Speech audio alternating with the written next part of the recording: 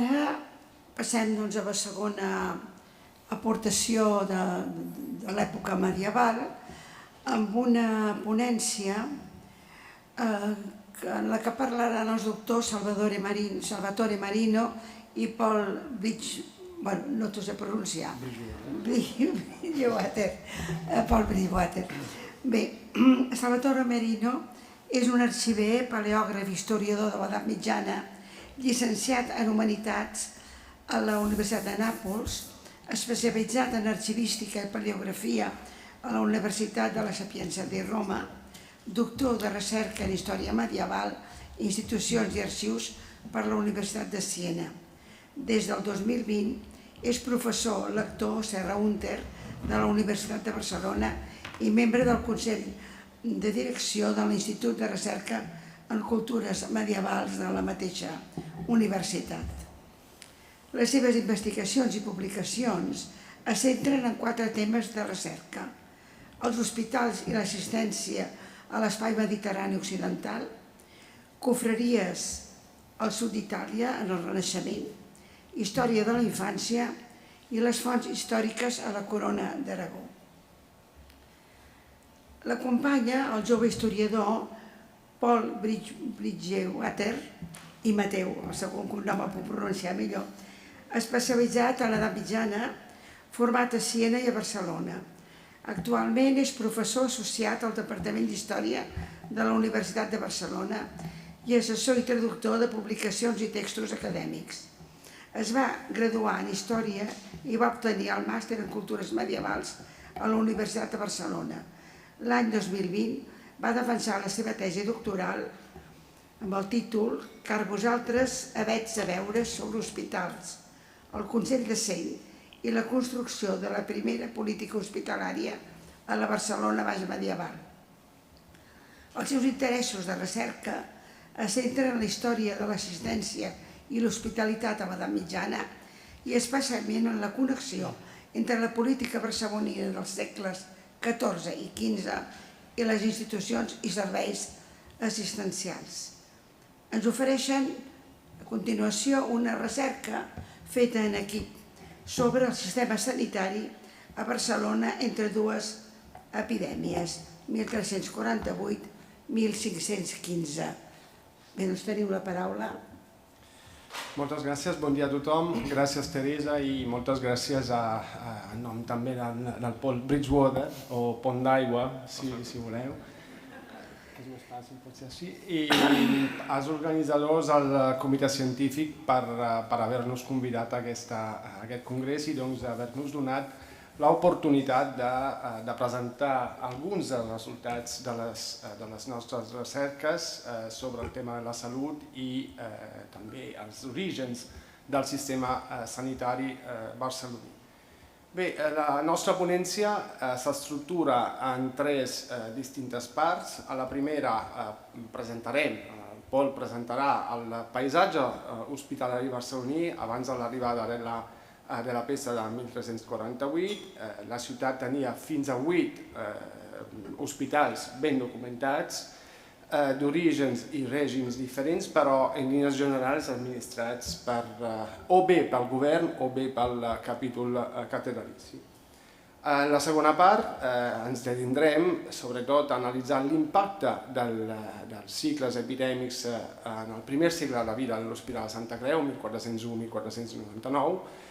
Ho farem comparant la documentació de la ciutat i la documentació hospitalària que, com veiem, ens dona informació, ens dona resultats interessants i suggereixen també nous interrogatius i nous ulteriors estudis i recerques. Finalment, en la tercera part, revisarem fins a quin punt l'Hospital General estava pensat per fer front a malalties altament infeccioses i fins i tot infamants, com per exemple la lepra. I en aquest sentit analitzarem alguns projectes de portar la gestió d'aquestes malalties fora dels murs de la ciutat, però sempre sota el control del gran hospital, de l'Hospital de la Santa Creu. Passo la paraula i passo el mano també al Pol per la primera part. Bé, Per tal d'entendre quin va ser l'impacte de l'epidèmia, dels cicles epidèmics del segle XIV en aquest paisatge assistencial barceloní, primer hem de ressenyar breument com era aquest paisatge assistencial barceloní abans d'aquests cicles pandèmics. En aquest sentit, alguns dels elements ja han aparegut. Hem de parlar d'un paisatge assistencial multipolar, amb una diversitat d'institucions i pràctiques mèdiques que anaven molt més enllà de l'hospital. Ara bé, si ens fixem en els hospitals, hem de dir que justament la primera institució assistencial clarament documentada a Barcelona és justament un hospital. Un hospital que apareix a la ciutat, almenys a partir de finals del segle X, i vinculat a la catedral, vinculat a la canònica de la catedral. A partir d'aquest primer moment s'aniria teixint una xarxa molt tupida d'institucions assistencials, tant fundades i administrades per religiosos com per seglars, i finalment amb la intervenció del govern municipal, a partir sobretot del segle XIV. Entre els segles XII i XIV, aquesta xarxa hospitalària agafa la forma definitiva que mantindria fins a la unificació dels hospitals en la reforma del 1401. Anem a ressenyar molt breument quins són aquests hospitals. El primer és l'Hospital dels Masells, l'hospital dedicat a l'atenció als leprosos, que podem documentar amb certesa a partir del 1188, associat a la figura del bisbe Guillem de Torroella, que n'apareix com el fundador. Després trobem l'Hospital de Marcús, fundat per un laic ric, un ric mercader de Barcelona, Bernat Marcús, en els anys centrals del segle XII. Després, l'Hospital d'en Colom, fundat per Joan Colom, un canonge, també ric i influent, de la seu barcelonina, a principis del segle XIII, i que, més endavant, absorbiria aquest primer hospital vinculat a la seu que ja hem esmentat. Més endavant, es fundaria, el 1234, l'Hospital de Santa Eulàlia, una fundació que correspon a una parella de laics penitents, Benigna de Canet i la seva esposa Pareta, que fundarien l'hospital i cedirien la seva gestió a la canònica de Santa Eulàlia del Camp.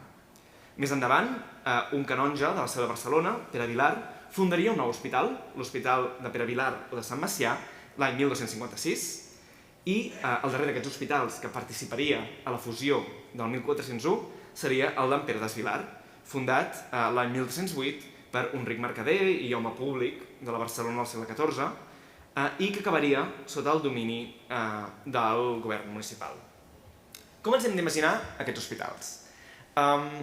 Es parla habitualment dels hospitals que no són grans hospitals generals més medievals, com institucions molt senzilles, sovint amb molt poca presència de professionals de la medicina, amb uns pocs llits. Aquesta és una visió una miqueta equívoca, perquè no estem parlant d'institucions necessàriament petites. De fet, les imatges que trobeu en pantalla, que provenen del llibre de taula, ja ens parlen d'institucions amb una certa voluntat de monumentalitat i que tenen un impacte en el seu espai físic, en el seu entorn. Per exemple, donen noms a elements com portals de la ciutat de Barcelona, estructuren la vida urbana a través seu, al seu voltant, i a més són institucions en realitat bastant grans. Per exemple, un inventari del 1372 ens mostra que l'Hospital d'en Colom tenia 31 llits. L'Hospital d'en Pere Vilar en tenia, a principis del segle XV, en dues cambres, 22 llits per homes i 6 llits per dones. L'any 1105, l'Hospital de Santa Eulàlia en tenia una trentena, també. Per tant, estem parlant d'institucions d'una certa envergadura, que totes unides deixarien el nombre de llits disponibles a la Barcelona del segle XIV al voltant del centenar llarg. Aquesta xarxa que hem ressenyat, abans del 1348, abans de l'arribada de les epidèmies, ja estaria ben desenvolupada amb institucions que portaven dècades o fins i tot segles funcionant i que cada cop havien anat desenvolupant pràctiques i formes de gestió i administració més complexes, amb més documentació dedicada al control econòmic i financer, més supervisió d'elements superestructurals, com per exemple el govern de Barcelona o diverses comissions creades pel capítol catedralici per tal de controlar millor el finançament i l'activitat hospitalària. Ara bé, la gran pregunta és, com van reaccionar aquests hospitals, aquest teixit institucional, davant de l'arribada dels grans cicles pandèmics del segle XIV? En aquest sentit, us puc avançar que la resposta és una mica decebedora i que, de fet, són diversos gustos de no ho sé massa bé.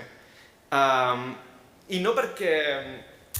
No sabem molt bé, no perquè no fossin aquests espais senzills que es dedicaven a la cura genèrica, perquè sí que està molt ben documentat que eren espais en presència de metges i espais grans i molts cops ben finançats, sinó perquè no coneixem molt bé la naturalesa de l'epidèmia i sobretot el seu primer impacte a Barcelona, però sobretot el que no coneixem és com els hospitals reaccionen davant d'aquest primer embat de l'epidèmia. La immensa majoria de documentació en aquest sentit correspon al darrer terç del segle i no als primers embats de mitjans del segle XIV. I a més, les fonts que sí que conservem per segle XIV, com per exemple la crònica del Racional, d'aquí us poso un fragment aquí, ens parlen de la importància d'elements com les processons, la fugida de les elits, com ha ressenyat abans en Carmen Ferragut, la mobilització d'aquesta república de metges i professionals de la medicina, però no ens parlen ben bé dels hospitals. En principi, les mesures que privilegia el govern municipal, a mesura que va adquirint consciència de la pesta i els seus efectes, són elements com l'aïllament, elements com l'expulsió d'aquests sectors infamants, però parlen molt poc dels hospitals. Evidentment, aquests hospitals petits i mitjans no estaven pensats per fer front als grans cicles epidèmics de la baixa edat mitjana.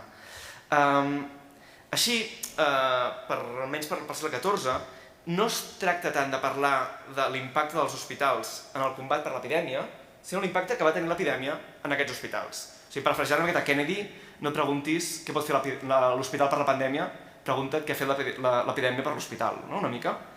En aquest sentit, les referències habituals, que també ha ressenyat en Carmel Ferragut en la conferència anterior, parlen fan referència a l'epidèmia i a la seguit de crisis genèriques del segle XIV per explicar coses com la relativa absència de fundacions noves a partir de la segona meitat del segle XV i alhora situacions de crisi en l'estructura hospitalària de les ciutats i viles que conduirien eventualment a una sèrie de reformes que tendirien a unir hospitals per tal de formar aquests hospitals generals que havien de concentrar els esforços assistencials en localitats determinades.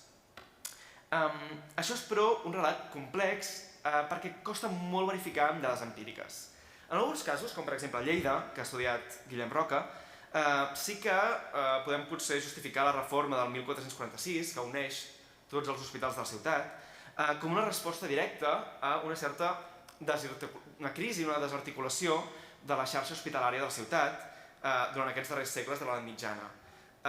Una crisi que es pot vincular a la decadència general de la ciutat durant els segles XIV i XV i que, segons Roca, té evidències documentals sòlides. Ens parla d'hospitals que es neguen a acollir pacients, alguns hospitals que estan directament abandonats, administradors que s'apropien de les rendes de les institucions.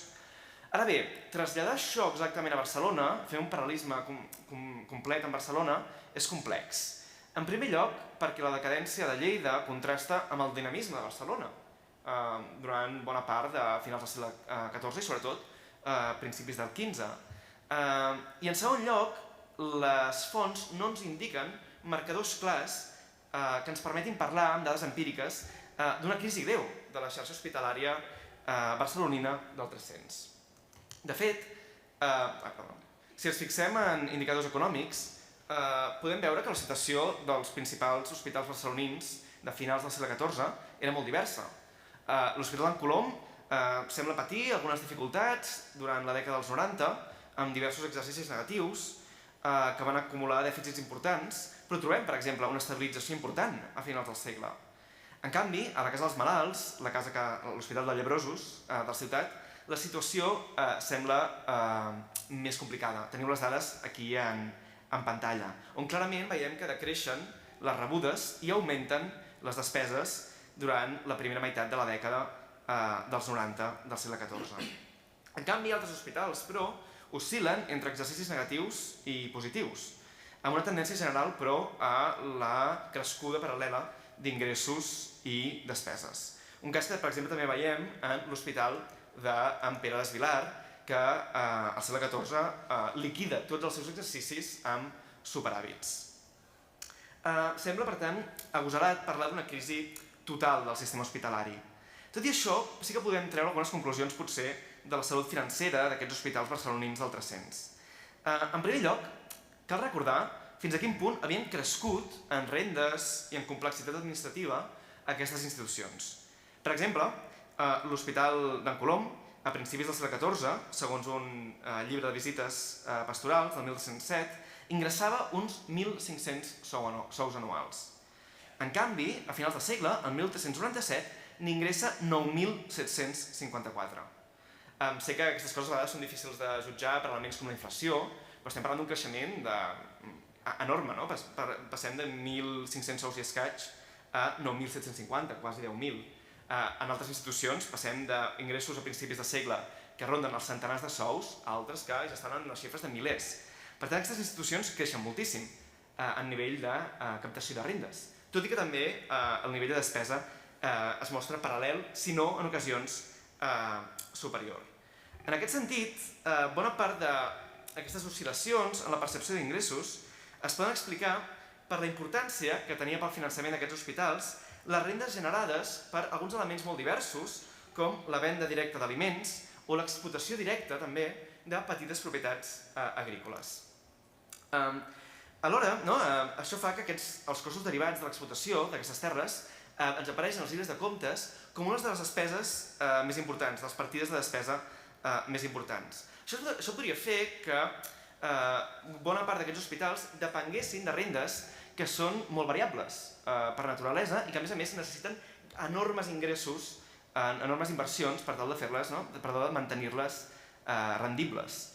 I això, aquests elements d'oscil·lació podria explicar la mala salut financera d'alguns hospitals. Aquí veieu que, per exemple, en el cas de l'Hospital de Masells, la venda directa de pa i de gra és la font principal d'ingressos de la institució.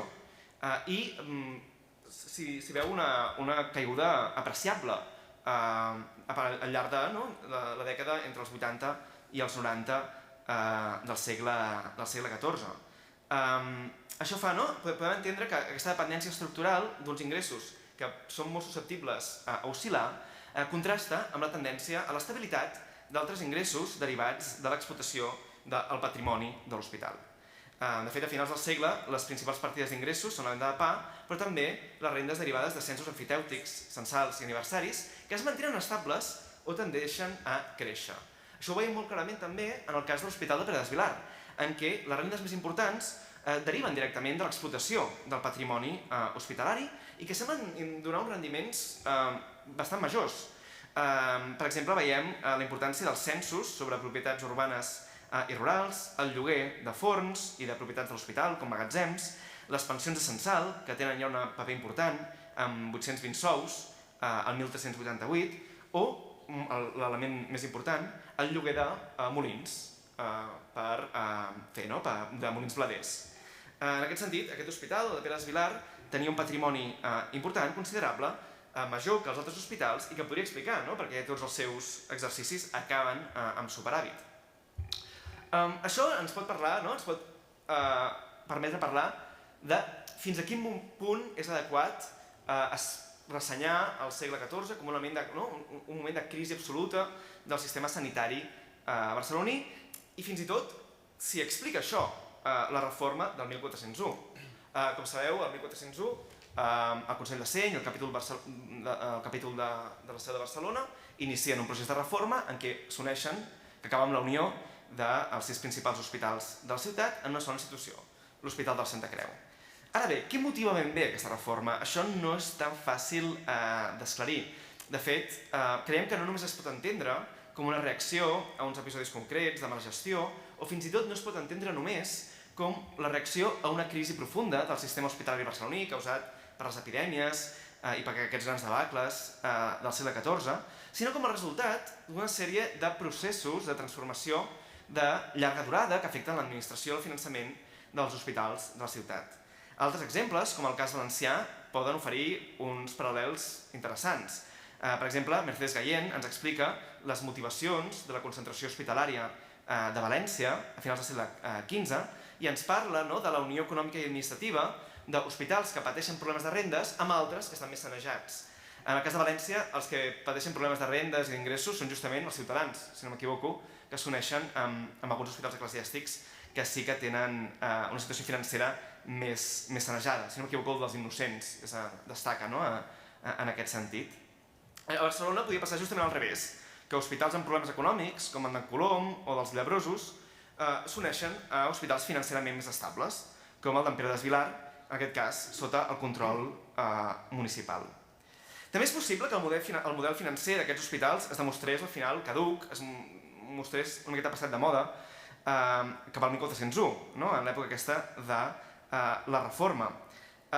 També ho podem, en aquest sentit, de privilegiar l'obtenció d'ingressos regulars, fruit de l'explotació del patrimoni hospitalari, la introducció al mercat del deute. Alhora, la concentració hospitalària també es pot interpretar com una possible resposta al descens en el nombre i valor de llegats pietosos. Crear una institució única, amb més fama, amb més prestigi, pot fer que atregui alhora més donacions.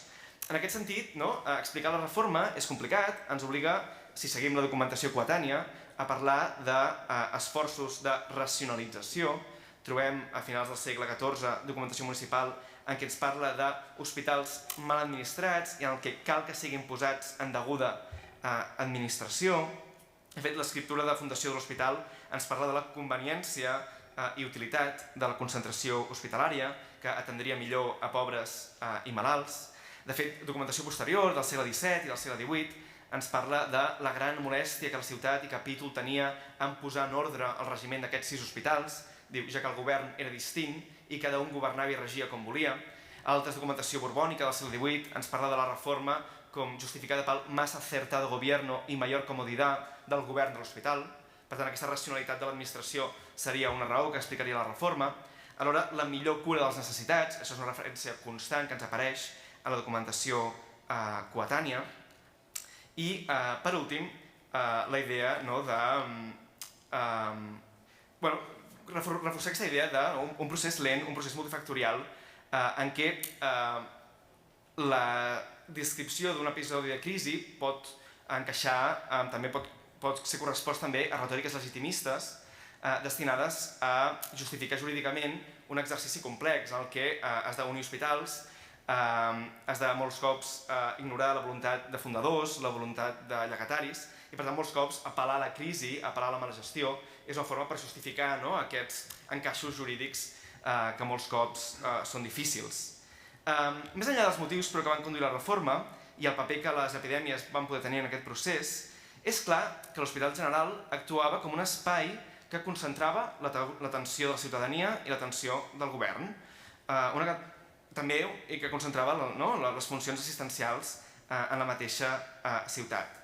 La reforma i la mateixa concepció de l'hospital com a hospital general implicava que l'hospital era concebut com el principal dispositiu assistencial de la ciutat, almenys des d'un punt de vista de l'assistència institucionalitzada. En conseqüència, també era el més ben dotat, el que tenia uns lligams més intensos amb el govern i la ciutadania, el que tenia millor fama, el que tenia més capacitat de generar admiració. Però, amb aquest nou hospital, ens podem fer la mateixa pregunta que abans. És com encaixava aquest nou hospital en la lluita contra la pandèmia? Un cop més, les referències en la documentació municipal són més aviat escasses. I, de fet, fins i tot ens parlen de vetar als empastats l'accés a l'hospital. Ara bé, potser podem trobar una diferència entre la documentació municipal prescriptiva i la realitat del dia a dia, que ens en parlarà ara en Salvatore. Sí, doncs la fundació d'aquest nou hospital, de l'Hospital de Santa Creu, l'any 1401, va ser un acte de responsabilitat cívica i pel bé comú, pel bonum comune, del que abans ens parlava el doctor Faragut. Gràcies a l'acord entre les institucions públiques, el nou hospital millorava aquest servei, millorava els serveis assistencials. Sí, aquest és el mapa dels hospitals a la ciutat de Barcelona al segle XIV-XV. Doncs aquest nou hospital millorava els serveis assistencials que es prestaven a la societat, racionalitzava els recursos i els ampliava.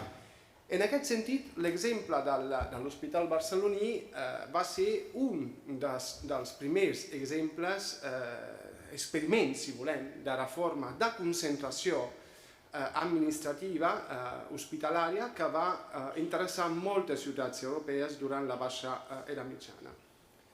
Segons les constitucions, segons les ordinacions, l'hospital havia d'acollir les necessitats, diuen les ordinacions, i les diverses misèries humanes d'arreu de Catalunya i també de diverses nacions, fet que volem subratllar.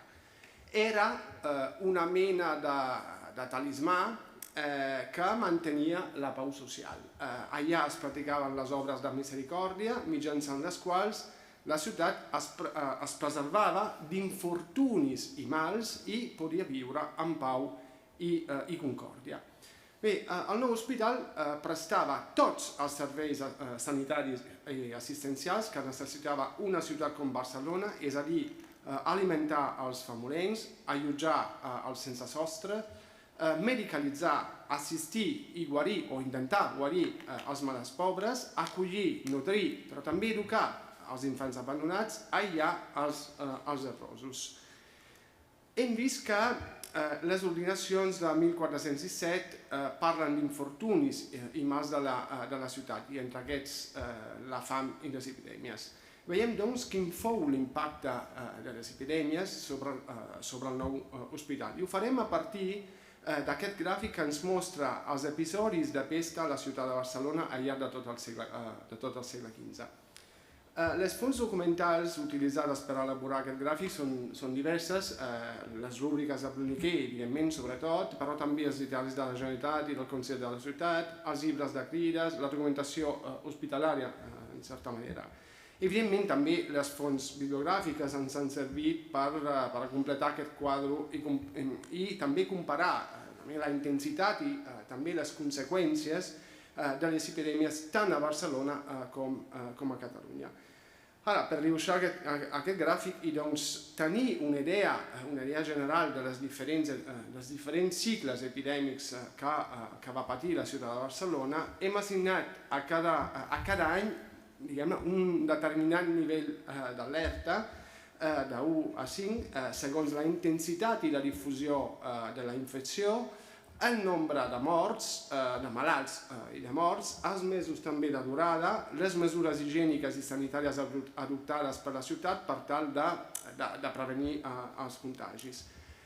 Evidentment, no cal especificar que la nostra és una proposta basada sobre dades parcials, però això sí, fidedignes, i és molt probable que al llarg del segle XV la ciutat fou afectada per una sèrie de rebrots esporàdics no sempre ben documentats. Bé, de totes maneres, aquesta podria ser la corba dels cicles epidèmics a Barcelona al llarg de tot el segle XV, amb una decena d'episodis molt greus, entre els quals destaquem 4 per intensitat de contagis i nombre de morts. En ordre cronològic són l'any 29, quan la pesta va afectar amb gravetat i extensió a Barcelona, i entre els anys 28 i 30 a tota Catalunya. El bienni 57-58, en què la pesta va causar més de 3.000 víctimes només a Barcelona, fou extremadament maligna, ja que en només 2 mesos, el juliol i l'agost del 57, es produïren 1.864 defuncions, en les quals la pesta fou la causa de mort. Aquest episodi es prolongà fins al mes de març de l'any següent, del 58. I després, des de la tardor del 65 fins a l'estiu del 66, un període d'un any en què la pesta va causar el major nombre de víctimes, probablement entre 4.000 i 5.000 morts, per una ciutat que comptava més o menys 30.000 habitants, doncs diguem, el 15%, entre el 13 i el 17% de la població va morir de pesta. Finalment, l'episodi de l'any 90. Com se sap, ja des de 1488 hi havia pesta a tota Catalunya, però la ciutat de Barcelona aconsegueix d'alguna manera limitar els contagis amb mesures dràstiques de confinament, quarantenes i multes. Tot i així, la pesta entra a la ciutat de Barcelona, entra al novembre del 1489 i s'expandeix amb virulència fins al setembre del 90, quan es va acabar la cerca que va registrar quasi 5.000 morts, entre els quals no hi figuren les defuncions als hospitals de la ciutat. I després hi ha una sèrie d'episodis greus, però de menor intensitat, alguns dels quals van tenir una llarga durada, com per exemple els cicles 1408-1416 i el 48 al 52, amb dos caracteritzats per brots esporàdics de pesta, però també acompanyats per episodis de terratrèmols, per exemple, carestia i altres malalties. Bé, com hem dit, la nostra contribució pretén definir el paper de l'hospital en els moments d'emergències sanitàries a la ciutat de Barcelona. Doncs anem a veure quina és la documentació hospitalària que es conserva i que ens dona i que ens ajuda, que ens pot ajudar a definir l'impacte de les epidèmies en el sistema sanitari barceloní. Com veieu, la documentació assistencial de l'Hospital de Santa Creu pel que fa al segle XV és fragmentària. Disposem d'alguns registres expòsits, d'un manual dels infants i de 4 llibres als malalts de la segona meitat del segle. Hem fet servir també els manuals del notari Joan Torró per tal de recuperar alguna informació sobre els contractes d'afirmaments dels infants de l'hospital i al llarg de la primera meitat del segle XV. Comencem, doncs, per la primera meitat del segle intentant respondre a la pregunta de quina manera les epidèmies afectaren la infància. L'anàlisi dels manuals notarials i del memorial dels infants ens dona prou informació sobre la salut i la mortalitat dels nens i nenes que passaven per l'hospital. Sabem, per exemple, que hi havia criatures que quan es posaven malaltes eren retornades a l'hospital, els qui morien a casa dels amos, que en tenien cura, se soterraven en el seu vas familiar. I a tal d'exemple es pot citar el cas d'un nen de 7 anys, Daniel, anomenat Daniel, que el dia 7 d'octubre de 1401 va ser contractat com a aprenent amb en Berenguer Bonet, gerrer, que estava al carrer dels Corellers Blancs. Aquest nen, Daniel, va morir de vèrtula a l'hospital i sabem però que la institució no portava un registre sistemàtic de defuncions, ja que l'informe de la seva mort prové de la vídua de l'antic amo, la qual afirma que ella i el nen van agafar la malaltia a la vegada i que ella es va morir i que el nen va morir a l'hospital, on el van portar en caure malalt. També el nen de Domingo va caure malalt i el van tornar a l'hospital, on va guarir i els amos se l'endugueren de nou i al cap d'uns temps va tenir mal de coll i veient que no el podien guarir el van portar de nou a l'hospital i, diu el document, de fet morir d'aquell mal, segons han testificat la muller del damunt de Joan i tot lo veïnat. Un tercer cas que presentem a tall d'exemple és el de la nena Beatriu o Besatriu, qui, diu el document, es morta de mal de l'op o de vèrtol, és a dir, una afecció cutània de naturalesa tuberculosa que atacava especialment la cara.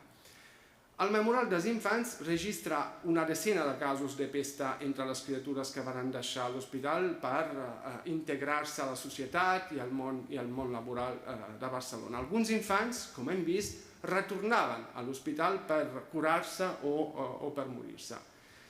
També en els llibres dels pòsits trobem excepcionalment que algun nen procedent de l'hospital retorna malalt i pobre per morir-hi. Antoni Beiner, per exemple, fill de la casa, ve malalt de vèrtula, porta robota, va morir el mateix dia del seu ingrés, és a dir, l'any 1412. Bé, pel que fa a l'impacte de les epidèmies sobre la principal institució assistencial de la ciutat, aquest mateix manuscrit ens dona informació serial i continuada sobre el nombre de contractes d'afirmaments de l'hospital. El total de contractes d'afirmament referenciats i datats al llarg de 47 anys és de 227 infants. Es refereix a un total de 229 infants, dels quals 96 nens i 133 nenes. Ara, el nombre de contractes d'afirmament és molt diferent entre uns anys i uns altres.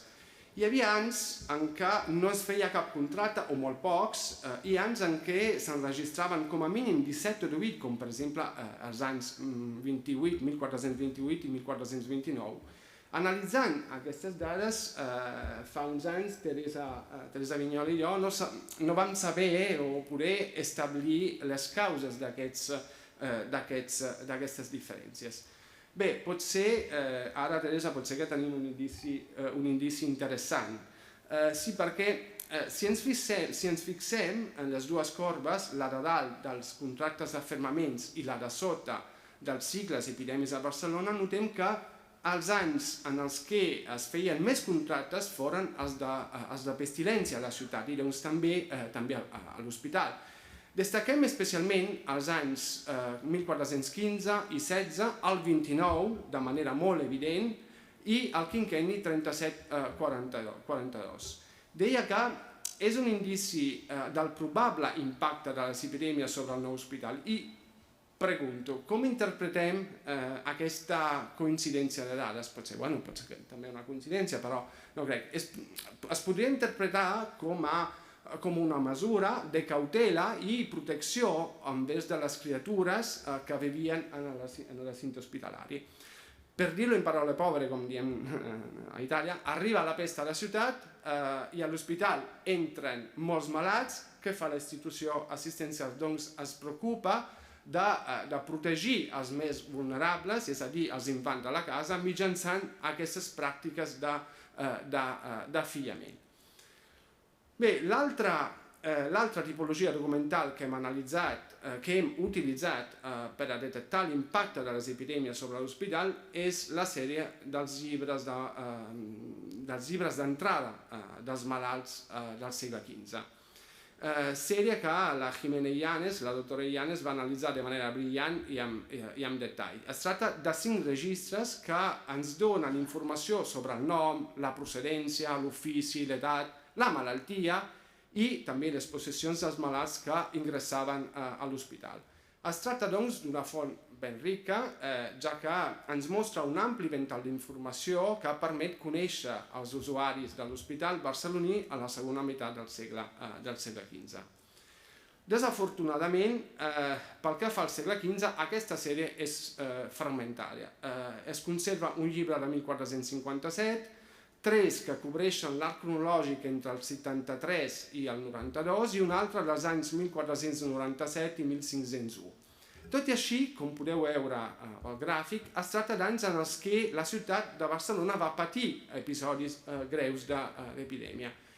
Ja hem dit que el nou hospital naixia amb aquesta voluntat d'acollir, socórrer un nombre important de pobres malalts o no, de qualsevol condició, homes i dones pobres, afollats, contrets, orats, nafrats i havents altres misèries humanes, infants gitats i altres persones miserables de diverses nacions i condicions.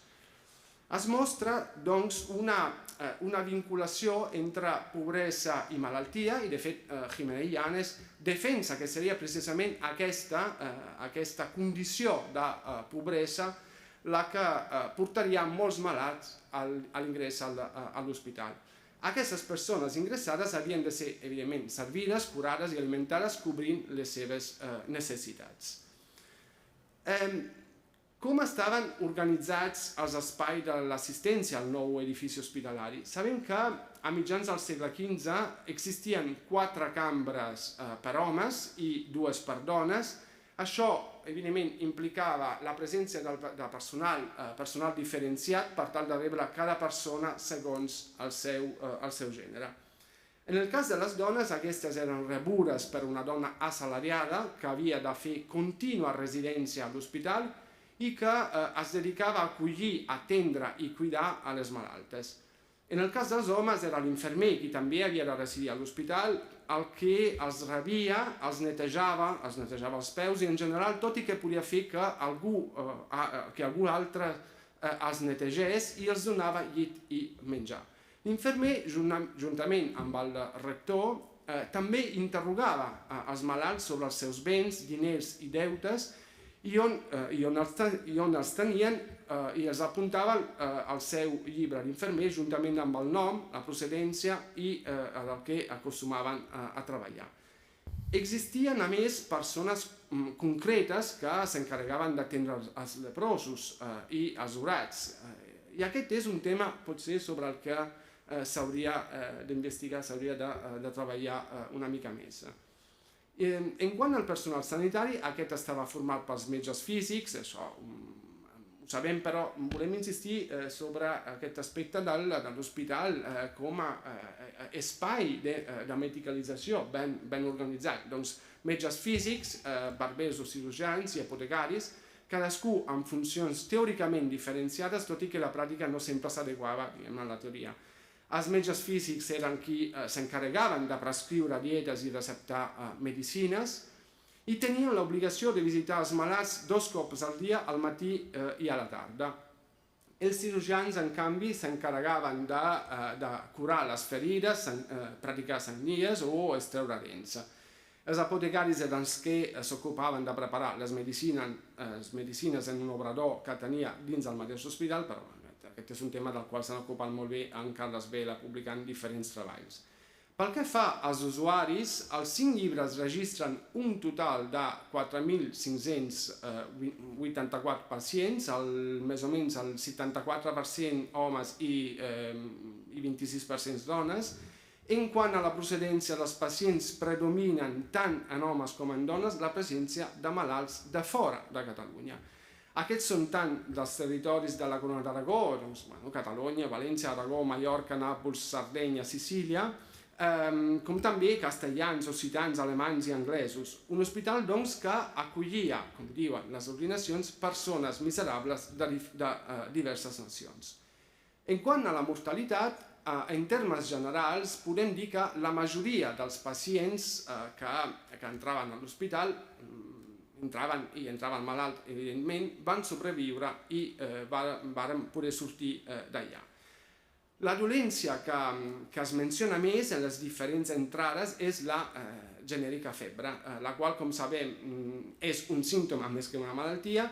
Si analitzem el primer llibre de 1457, veiem que la vèrtula, però, fou la segona malaltia més difusa entre els pacients homes i la primera entre les dones. En el cas dels homes, destaquen també els que venen de la galera com una malaltia genèrica que hi pogués contraure en aquest lloc. I és probable que no fos una infecció marítima, sinó que es produís perquè, degut a les condicions en què es trobaven galiots i mariners, el contagi fos més fàcil. Bé, pel que fa als anys, tenim indicis molt evidents de com les epidèmies impactaren els ingressos a l'hospital. Vull dir que els brots de pesta que van assotar Barcelona en la segona meitat del segle XV també van influir en els fluxos d'ingrés més grans o menors a la institució hospitalària. Si bé no es va descriure en cap dels registres que va haver-hi malalts que van patir la pesta, és molt probable que un nombre significatiu d'aquests va poder haver-la contret tenint en compte l'alt nivell de contagi que implicava. I així veiem que l'any 1457 va ser un any de rebrot de pesta i pel que sembla va durar fins al mes de novembre. El mateix va succeir l'any 83, el 90, el 97 i el 1501. Si aquesta informació es creua amb els mesos i anys d'ingrés, alguns períodes identificats amb els anys de pesta van coincidir amb un augment important del flux de malalts. Més que indicis, podríem parlar de proves prou evidents de com l'arribada de la pesta a Barcelona afectava moltíssim l'hospital. Tot i que la ciutat recomanava o a vegades prohibia als malalts de pesta entrar a l'hospital, una part d'aquests, sobretot els forasters i els més pobres, hi anaven, ja que no li quedava altra opció. Aquests cicles epidèmics posaven en gran dificultat el nou hospital, que durant mesos o anys es convertia principalment en un llazaret. I no podia garantir, doncs, tots els serveis sanitaris i assistencials que normalment oferia als barcelonins i també als forasters. La ciutat necessitava nous espais sanitaris especialitzats en la cura de les malalties contagioses necessitava un llazaret, com ens explicarà Pol. El Salvatore ara ens ha parlat de l'aparent contradicció entre la falta de presència, l'absència de l'hospital, en la documentació respecte al control de l'epidèmia emesa pel municipi, respecte a l'absència de l'hospital en les propostes profilàctiques del municipi, que evidentment volen contenir la malaltia fora dels murs de la ciutat. Alhora, però, veiem que l'hospital actua com un espai d'acollida i un espai de resposta a l'epidèmia. Més enllà de les dades que ens ha presentat el Salvatore, aquí us presento un perfil més humà. De fet, és una història molt tràgica en la que no vull entrar perquè no és un episodi de crims i no posarem llum a la foscor, però simplement, fixeu, és un cas de violència sexual terrible sobre un noi sard, Gregori, de Sàsser, que és condemnat per un crim sexual després de ser reconegut per una sèrie de metges, en referència al que ens presentava abans en Carmel Ferragut. És posat a la presó després de ser castigat públicament. A la presó agafa la pesta i des de la presó és enviat a l'Hospital del Santa Creu directament per ordre dels consellers. És a dir, que fins i tot que 15 anys abans, 20 anys abans, 30 anys abans, trobem ordinacions en què es prohibeix que els malalts de pesta estrangers vagin a l'hospital, però veiem que en un moment de pandèmia, a principis del segle XVI, s'envien directament malalts de la presó a l'hospital dintre de la mateixa ciutat i per ordre dels mateixos consellers de Barcelona. En aquest sentit, però, sí que trobem en el segle XV tota una sèrie d'iniciatives que ens comencen a mostrar una nova sensibilitat pel que fa al control a l'epidèmia. I és la idea de mantenir el control i la gestió d'aquesta pandèmia vinculada a l'hospital, però fora dels murs de la ciutat. Com sabeu, l'Hospital de la Santa Creu està dintre del recinte morari, en un lloc relativament perifèric, al Raval, però sí que en un lloc de centralitat, dintre d'aquesta perifèria, en l'espai més urbanitzat del Raval, i per tant, dintre de la ciutat, i dintre del seu cerimonial urbà, dintre de les seves formes físiques i formes simbòliques. I per tant, en principi, podríem pensar que és un lloc poc susceptible, no pensat per tractar aquest món de la malaltia infamant o de la malaltia altament contagiosa. En aquest sentit, sí que podem documentar al segle XV i a principis del XVI diverses propostes per tal de crear, per exemple, llatzerets, crear espais de reclusió de la malaltia fora dels murs, però administrats directament per personal de l'hospital, per metges de l'hospital, per infermers de l'hospital. No vull entrar-hi perquè això es tractarà en una comunicació posterior, però efectivament, el 1475, trobem un projecte de construcció d'un llatzeret a Barcelona, sota el nom de Sant Cristòfol, que es fa en nom del dit hospital. Es fa organitzat i gestionat pel mateix hospital. Un projecte que no reeixirà fins al 1515. En definitiva, el món de la pandèmia i l'hospital és un món ple de contradiccions, en què la reclusió de pobres a l'hospital, pobres malalts de pesta, seria una mesura eminentment reactiva i no preventiva, que significaria una miqueta la derrota del municipi, significaria que la malaltia ja és dintre dels murs de la ciutat i que s'ha de recórrer a una institució hospitalària que al final concentra la major part d'esforços mèdics del municipi. De fet, molts d'aquests aspectes que comencen a aparèixer al segle XV esdevenen estructurals en el segle XVI. Elements com l'habilitació d'espais dintre de la ciutat per actuar com a recintes per la pandèmia o l'ús de metges de l'hospital per tractar la pandèmia d'una forma més global. Acabem aquí i obrim un torn d'intervencions després. Molt bé, moltes gràcies. Molt bé.